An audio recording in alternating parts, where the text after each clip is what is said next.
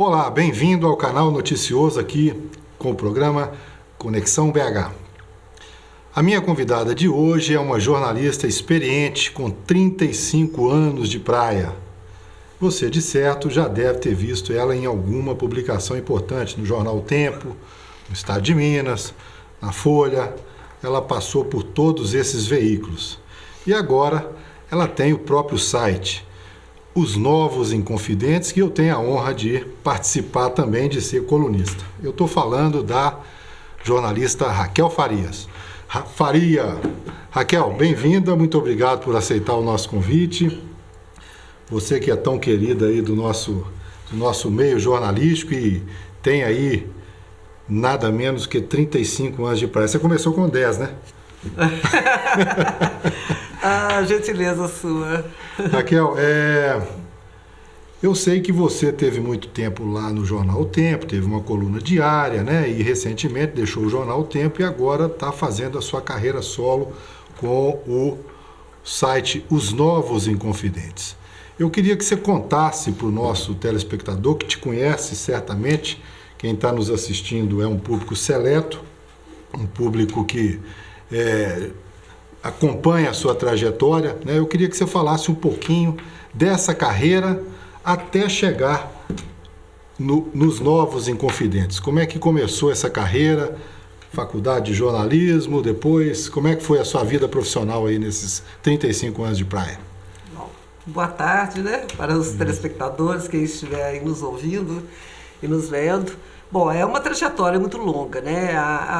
Eu caí no jornalismo por um acidente, foi um equívoco que eu cometi. Que bom, né? Que bom que foi um equívoco que nós aqui... É até uma história interessante, que eu até gostaria de contar. Eu morava no interior, era criança, pequena lá ainda. Em Coimbra. Coimbra, na Zona Mata, não é Portugal. Mas eu me lembro, uma imagem muito viva que eu tenho na minha infância, é que em alguns horários, quando começava uma novela da Janete Claire, a cidade ficava absolutamente em silêncio, vazia, a cidade ficava morta, ninguém na rua. E eu pensava aquilo assim, gente, que poder tem essa mulher que faz com que todas as pessoas simplesmente assim, pare tudo que está fazendo na vida, a cidade fica morta para acompanhar as histórias dela. Eu achava isso a coisa mais poderosa do mundo. Então eu pensei assim, eu acho que quero ser a sucessora da Janete Claire. Bom, a Janete Claire morreu logo depois. Eu não assistia bem as novelas dela, porque a família não permitia assistir as novelas, né, as crianças e tudo mais. Mas enfim, eu fiquei com essa coisa na cabeça e eu pensei, como que eu vou chegar a escrever a novela? Então, como Balzac, Machado de Assis, vários escritores foram jornalistas, eu pensei, ora, eu viro jornalista, começo a escrever, e aí eu já estou no meio, daí, quem sabe, eu viro escritora de novela. Bom, eu entrei para o jornalismo e até hoje nada de novela. Nem assisto, por sinal. Raquel, PUC, você fez jornalismo na PUC. Sim. Maravilha. Mas a minha ideia não era ser jornalista, né, gente? E como é que foi aí, como é que foi o primeiro emprego? Qual foi o primeiro emprego como jornalista? O primeiro emprego, na verdade, foi um estágio, e foi uma coisa muito curiosa. Foi também um ato de impetuosidade minha, né? Eu por acaso fui morar no bairro Serra. Na rua, no fim da rua, tinha uma emissora de TV, que na era a Rádio Del Rey. Eu olhava aquilo ali e falei, bom, tem aquela rádio, por que não? Eu vou bater lá e pedir um estágio. Está tão perto, né? O máximo que eu posso ouvir, eu não. Então eu simplesmente fui lá, bati na porta, falei assim, eu sou estudante de jornalismo e eu gostaria de uma oportunidade, de um estágio. E por incrível que pareça, aquelas coincidências, aquelas coisas do destino, do universo, o jornalista que fazia o jornal, redigia o jornal toda manhã, deles, da rádio, ele estava com um problema de licença e tudo. E eles precisavam de alguém que assumisse imediatamente. Eles simplesmente falaram assim, então vem cá, começa hoje. Então você começou no rádio? Sim, e na hora que eu cheguei lá, foi assim, foi uma coisa de sorte mesmo. A sua história é parecida com a do Estênio Garcia, guardadas as proporções do caso do ator, né? Mas tem um detalhe, gente. Eu nunca tinha feito nada, eu não tinha a menor ideia de como fazer. E era o Claudinei Albertino, o diretor da rádio, falou assim, você é capaz de fazer? Eu não pensei duas vezes, eu pensei assim, sou. Falei, sou, e pensei. Aí depois eu penso como eu vou fazer. Como é que você vai fazer? Primeiro eu pego, depois eu vejo. Topou primeiro. Eu tive dor de barriga, passei mal, tive suores. Foi um sufoco, mas eu acabei me virando e acabei ficando lá 2 anos. Que maravilha. Assim, a gente precisa ter, digamos, primeiro acreditar na sorte, né? Dar umas incertas e tudo, e a gente não pode ter medo dos desafios. Se a gente não sabe, a gente aprende. A gente não pode ter medo de errar, né? A verdade é essa. Isso, a divina providência toma providência pra gente, né? Eu acho que a minha carreira é muito longa e acabou sendo um pouco bem sucedida, muito mais porque eu tentei muito e eu não tive medo de errar, porque eu tive muitos erros, não sei o que, eu passei por muita coisa, mas assim, eu tentei, fui tentando. Porque a gente só corre risco, só não erra, não acerta quem não tenta, né? Você tem que tentar, né? Que maravilha. Então, é isso. Bom, eu sei que você passou pelo Jornal Estado de Minas, você passou pela revista Veja, você passou pela Folha de São Paulo, né? E a sua última experiência foi no Tempo e durou 15 anos. Durou 15 anos, né? A minha coluna. E uma coluna que marcante, era uma coluna que, né, às vezes polêmica, que você não é convencional, a gente sabe disso, né? Então, como é que foi isso? Gentil, às vezes não, sempre polêmica. É polêmica todos os dias. Você foi primeiro Estado de Minas, depois... Folha de São Paulo, depois eu dei um tempo, fiquei um tempo na publicidade, uns 12 anos, eu tive um tempo que eu fiquei fora do jornalismo e depois retornei ao jornalismo. No tempo que eu também, depois da Folha, eu fiz muito freela para várias revistas, como a Veja e tudo. Mas a experiência mais marcante para mim foi a minha passagem pela Folha de São Paulo. Eu até ir para a Folha de São Paulo, eu não tinha muita certeza se eu queria ficar no jornalismo, eu tinha muita dúvida. A experiência foi muito marcante. Quando eu cheguei lá, eu fiquei muito envolvida com o projeto editorial do jornal, que estava passando por toda uma revolução, liderada pelo Otávio Frias, e que era muito jovem, um jovem herdeiro da Folha, morreu, né? Morreu recentemente. Recentemente, infelizmente. Mas ele e as ideias dele e a Folha tiveram um enorme impacto sobre mim. E ali aqui nasceu a jornalista polêmica, digamos, o gosto pela polêmica e tudo. Eu acho que o jornalismo a gente só vale a pena se a gente vai acrescentar alguma coisa de informação, de produzir conteúdo, né? De produzir conteúdo e conteúdo polêmico, de conteúdo que traga alguma novidade, que estimule as pessoas a pensar. Né? Fora isso, fazer simplesmente um registro burocrático dos acontecimentos, né? Seguir lá a pirâmide invertida. Isso aí não é uma boa. Eu estava muito desencantada, porque a minha experiência inicial aqui em Minas Gerais não foi boa. A imprensa mineira não é uma imprensa estimulante, pelo contrário, é uma imprensa que te bota para baixo da vontade de você abandonar a profissão. Então a Folha que me trouxe esse amor, essa paixão. Te deu autonomia? É autonomia? Isso que você fala que a Folha traz autonomia ou não é estímulo mesmo? É um pouco diferente. É o seguinte, eu vou falar as frases que eu ouvi na revista Veja. No tempo que eu fazia freela para lá, um dos editores, né, um dos bambambãs da revista na época, ele fez o seguinte comentário. Ele disse que havia 2 tipos de imprensa, basicamente, uma das maneiras de você praticar o jornalismo ou de você fazer um negócio, de você ganhar dinheiro com um negócio chamado imprensa. Uma maneira é você dar notícias. Você dá notícias, as pessoas te leem, as pessoas lendo, você atrai anúncio, e aí o anunciantes, leitores e tudo mais, assinantes e você ganha dinheiro. Isso é o tradicional. Isso não é bem o tradicional. Isso é um modelo de jornalismo. Seria o modelo, digamos, seria o correto. Outra forma de fazer jornalismo e de ganhar dinheiro com a imprensa é você não dar a notícia. Você esconde notícia e você ganha para não dar a notícia. Então, lá na Veja, eles diziam o seguinte, que, a grosso modo, a imprensa ganhar dinheiro dando notícia é o que eles chamam de imprensa paulista. Ganhar dinheiro não dando notícia é o que eles chamavam de imprensa mineira. Eles diziam que a imprensa paulista era referência no Brasil da imprensa que ganha dinheiro dando notícia. Quanto mais rumorosa a notícia, melhor. E a imprensa mineira era especialista e era uma referência nacional de imprensa que ganha dinheiro não dando as notícias. Olha aí. Ou seja, ganha-se volume, ganha dinheiro propaganda para você não divulgar, ficar calado e nem dar. Né? Aquela famosa imprensa chapa branca. Olha e a imprensa mineira, ela é uma imprensa que sempre foi chapa branca e é uma imprensa que continua chapa branquíssima. Se tem alguém que não é chapa branca, é o blog aqui do meu amigo aqui e os Novos Confidentes. E talvez tenha aí mais alguns blogs, alguns sites. Mas a imprensa brasileira, pelo menos os grandes veículos, é tudo chapa branca e ganha dinheiro para não dar notícia. Olha aí, ó. Revelações de Raquel Faria. Sim. Raquel, a notícia, você, conforme acabou de falar, a notícia parece que a boa notícia ou a má notícia, ela chega no jornalista. Né? E o jornalista, ele precisa ter a capacidade, a coragem para filtrar e dizer.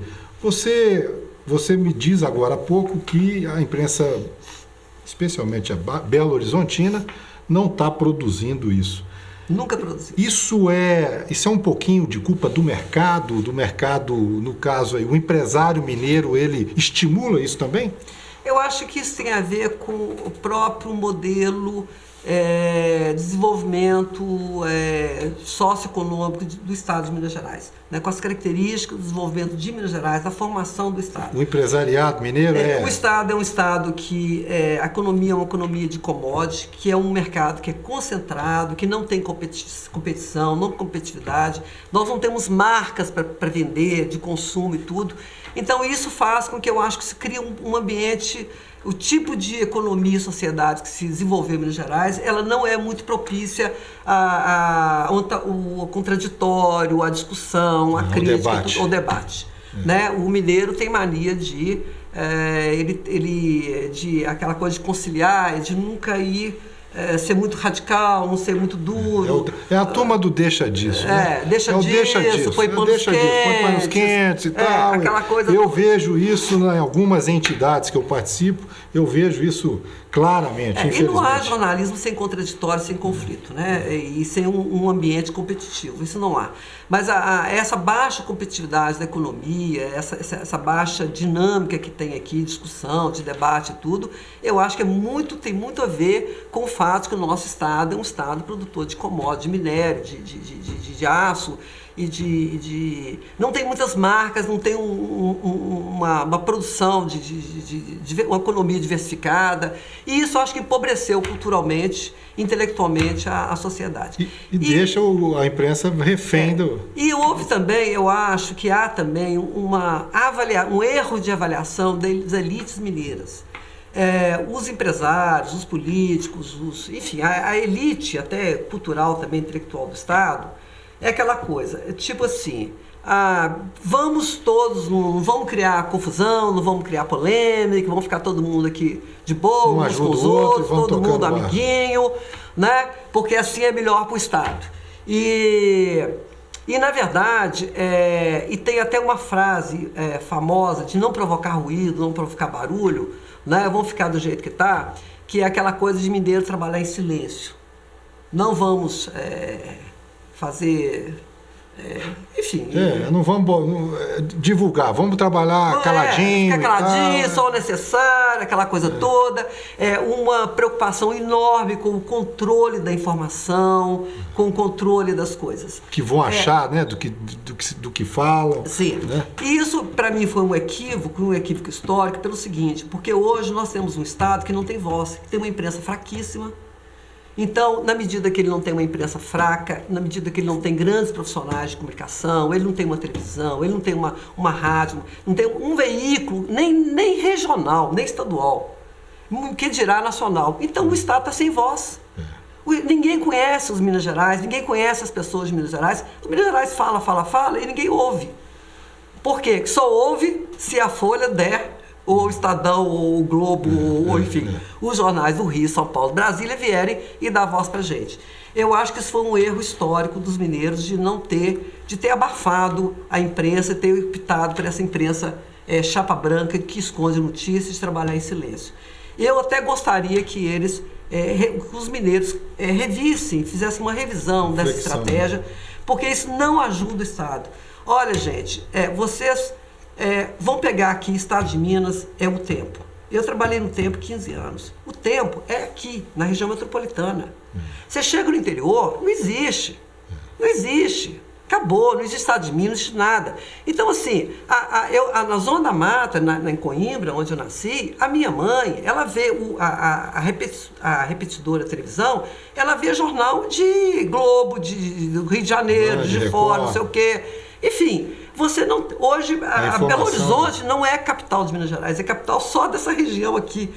Belo Horizonte não é nada, ela não consegue nem ser capital de Uberlândia, Montes Claros e tudo mais. Por quê? Porque não tem comunicação. A comunicação é estratégica, para ela integrar, para ela dar... Para Minas Gerais ser uma Minas, e não várias Minas integradas. Então, só que aqui a comunicação ela é vista com temor.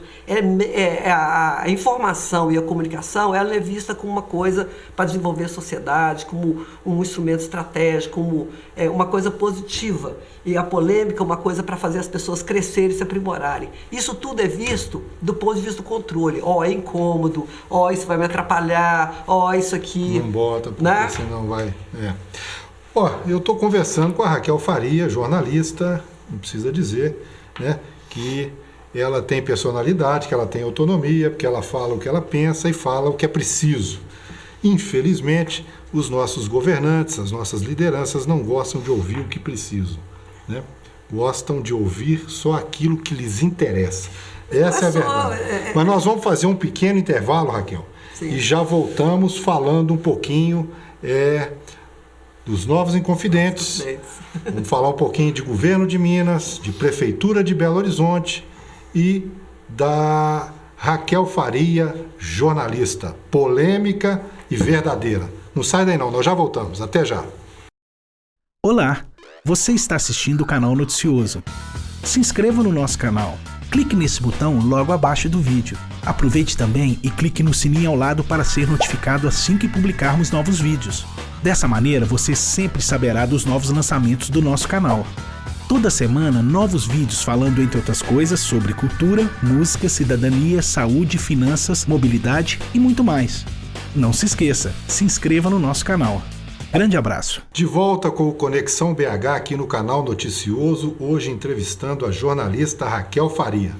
Raquel é editora do site Os Novos Inconfidentes, que eu tenho a honra de participar e ser colunista. Raquel, você saiu do Tempo ou foi convidada? Sai. Eu não... Nenhuma coisa nem outra. Eu fui banida. E a expressão é banimento. E por que, Raquel? Bom, a questão é um pouco complexa. Alguns motivos eu, infelizmente, ainda não posso revelar aqui, porque são segredos de justiça.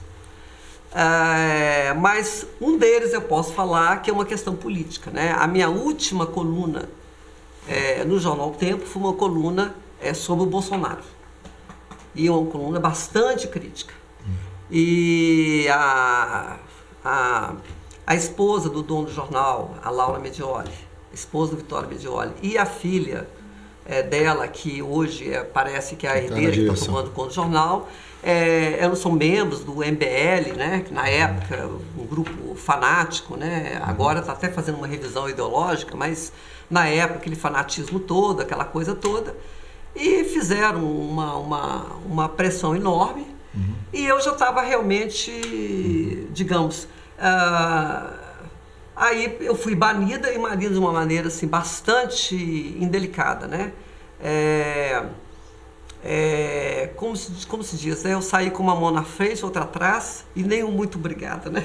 Foi assim uma coisa extremamente grosseira e tudo mais. Quem perdeu foi o jornal, com certeza, não tem a menor dúvida. Raquel, isso aí é só um exemplo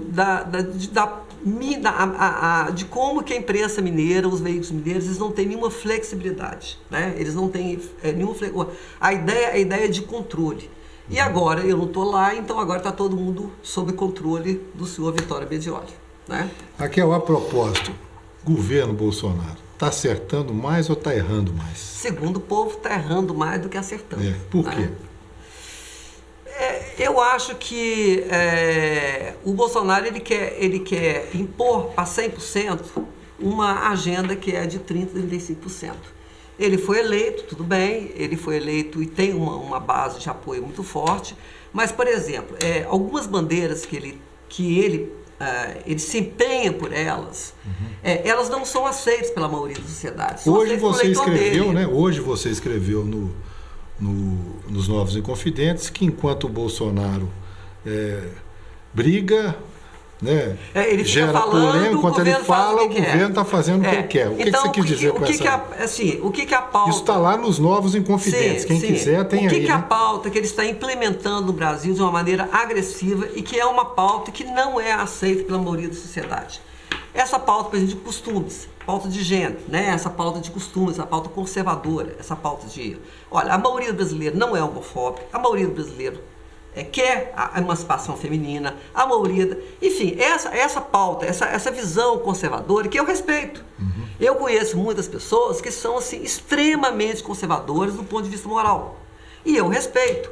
Agora, ela tem que... Eu não sou conservadora, eu sou uma pessoa liberal. Da mesma forma que eu respeito a pessoa conservadora, ela tem que me respeitar. Claro. O Bolsonaro está querendo impor que todo mundo seja conservador. Visão de mundo para todo mundo. E as pessoas não vão ser assim.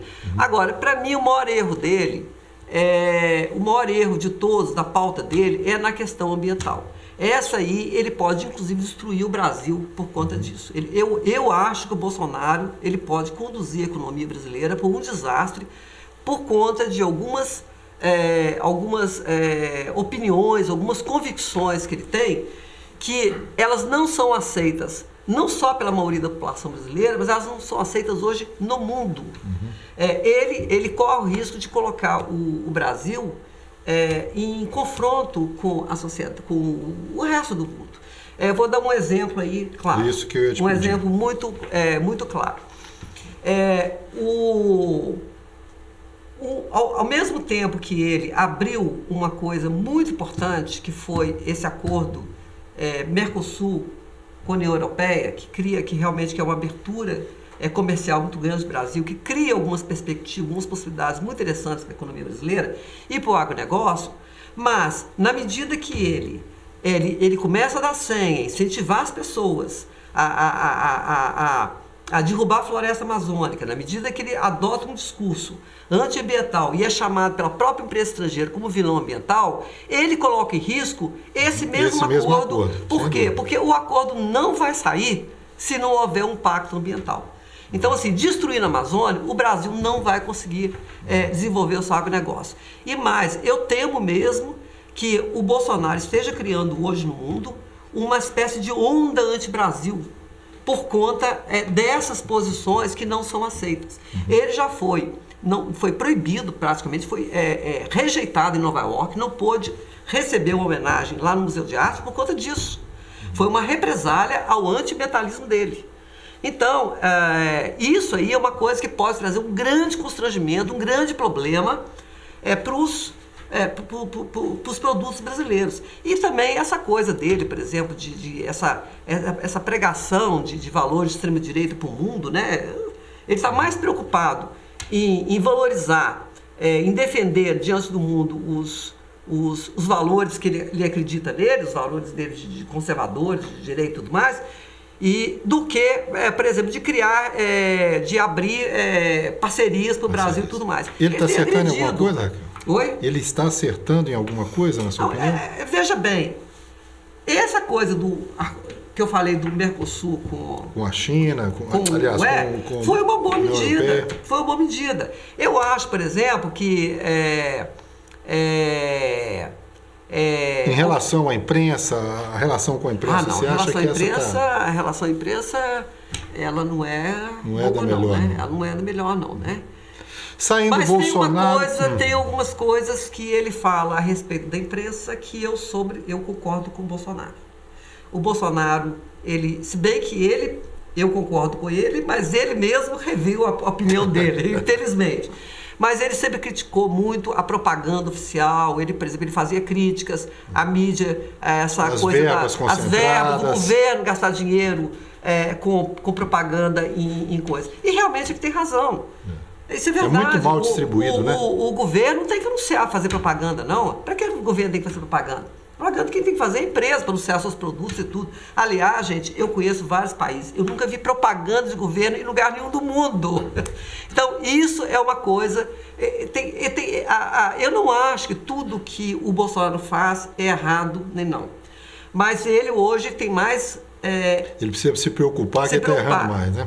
E mais ainda, ele tem que entender que ele, por exemplo, nessa questão ambiental, por exemplo, que eu dei exemplo, essa não é a pauta do mundo. E ele tem que ajustar as opiniões dele ao mundo. É isso aí. Não tem jeito. Romeu Zema. Pois é, Romeu Zema é o seguinte, eu até escrevi hoje... Para quem não sabe, Romeu Zema é governador do estado de Minas Gerais, viu, gente? O título da minha matéria era assim, o governador é gente boa, mas o governo mal existe. Então é isso, o Zema é uma pessoa que, a impressão que a gente tem, que ele é bonzinho, ele é um cara que parece que é bem intencionado, né?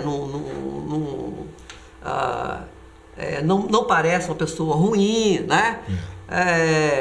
E até a gente fica assim, gente como a gente, é simples, né? Que meio capial, a gente fica até querendo gostar um pouquinho dele, achando ele simpático.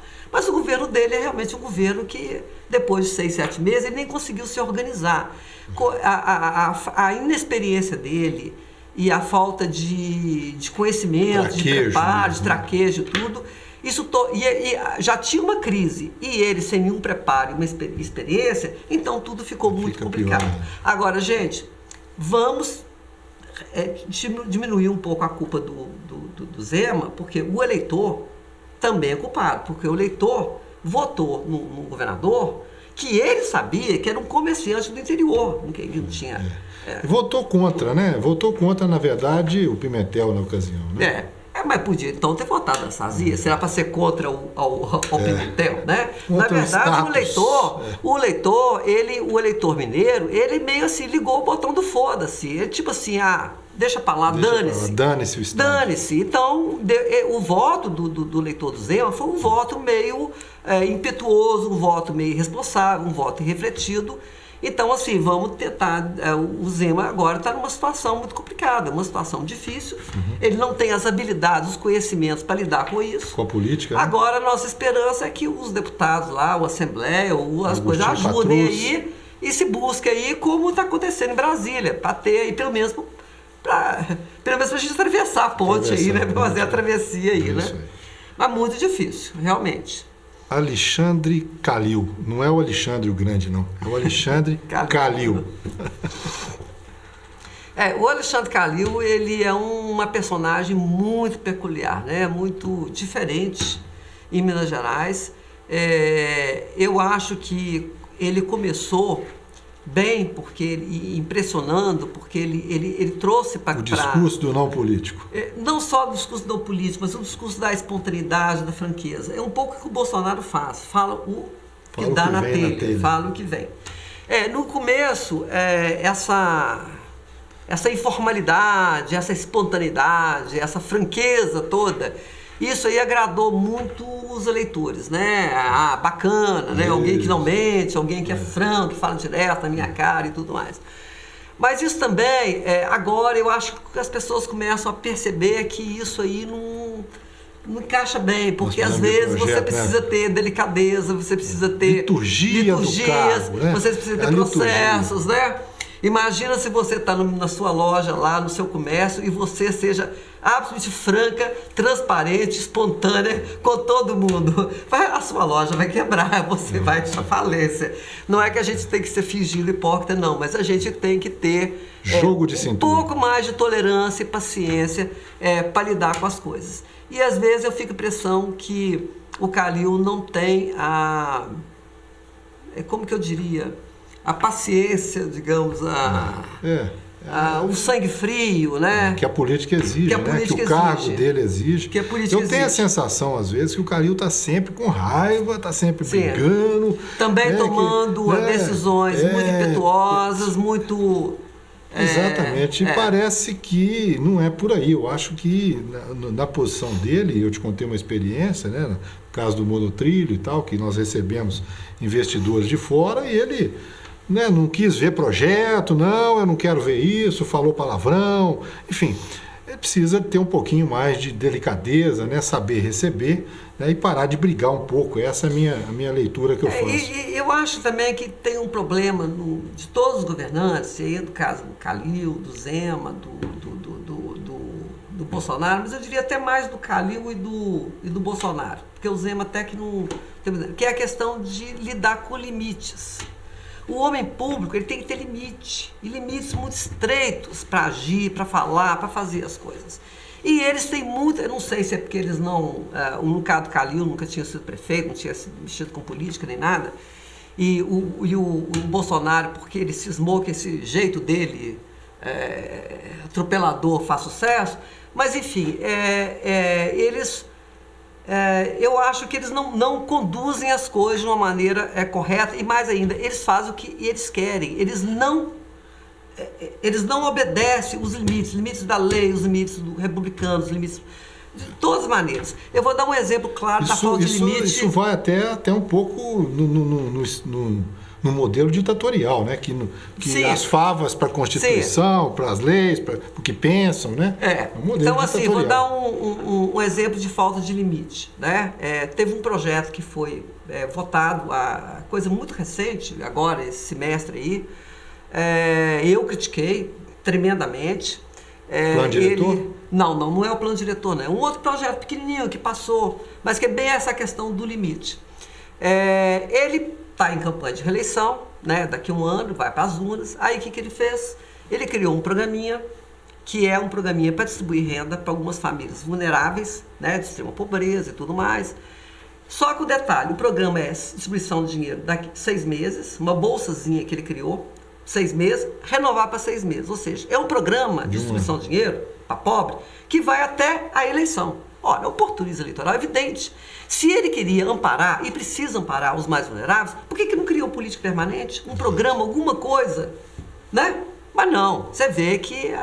tem um interesse por trás. E isso é feito de boa, isso passa. Então, assim, quando eu falo, não fala, e fica tudo de boa. Só eu que fui lá reclamar e falar e xingar. Então, esse tipo de atitude, eu vejo o tempo todo no poder público brasileiro. Quase também, então, o político ele não tem muito limite nas coisas. Então, assim, ele pode fazer, ninguém fala nada, então vai fazendo. E o Ministério Público não fez nada e tudo mais. Então, eu não sei se também a gente fala muito no político, mas a gente esquece o seguinte, que a democracia e o governo, para funcionar, o governo não é só o prefeito, ou o governador, ou o presidente. O governo é também o legislativo, é o judiciário, é o Ministério Público, é um conjunto de instituições que governam a sociedade.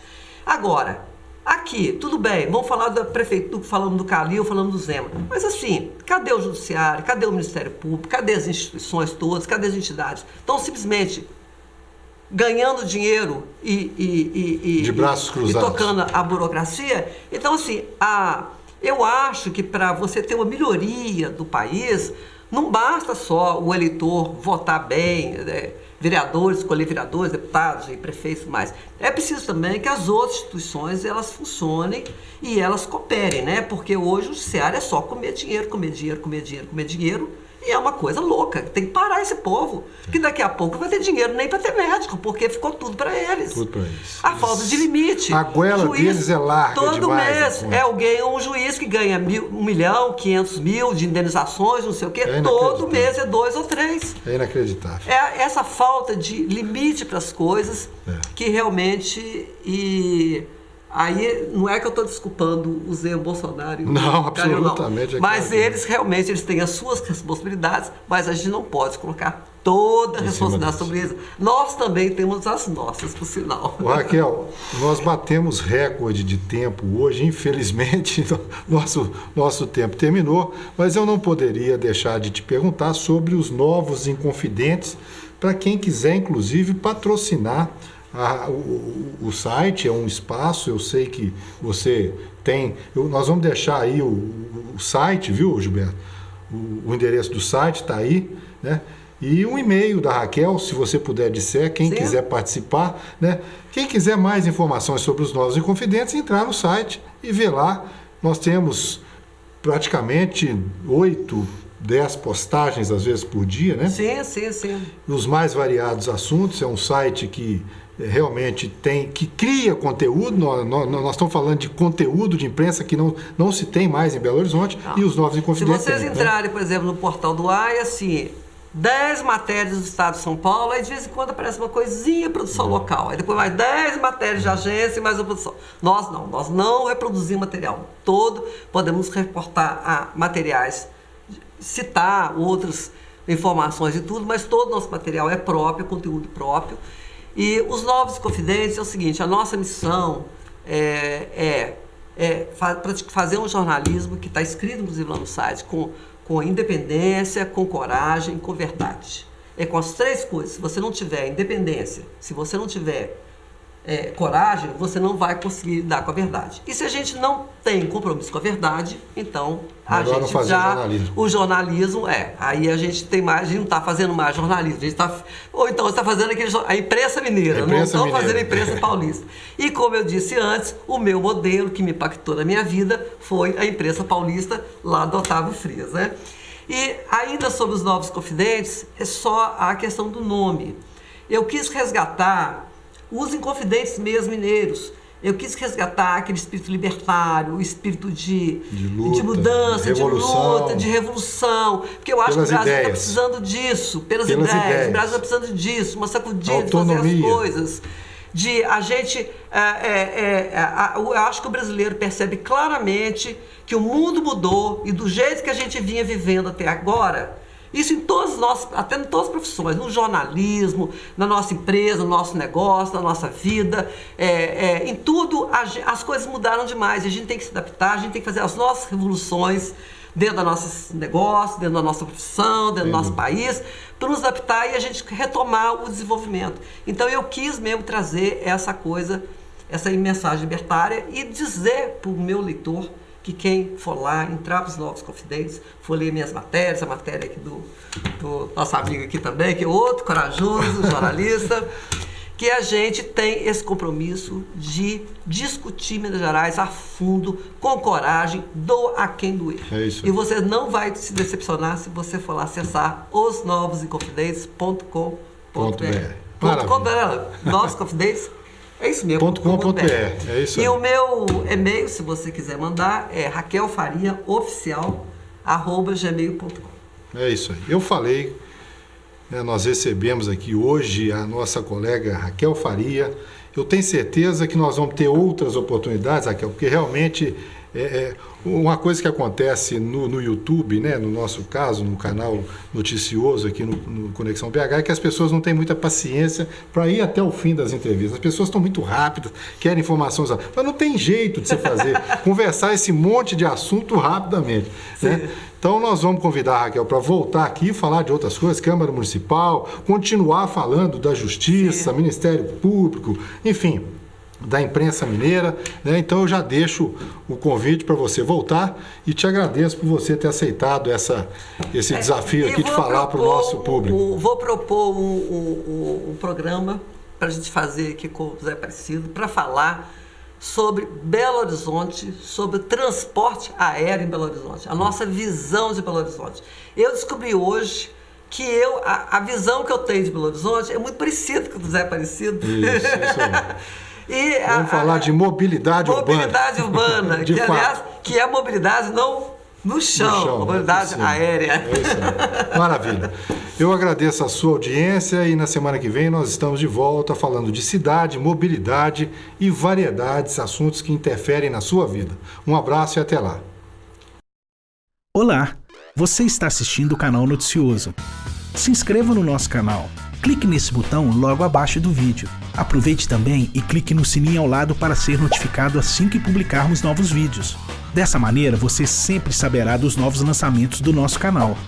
Toda semana, novos vídeos falando, entre outras coisas, sobre cultura, música, cidadania, saúde, finanças, mobilidade e muito mais. Não se esqueça, se inscreva no nosso canal. Grande abraço!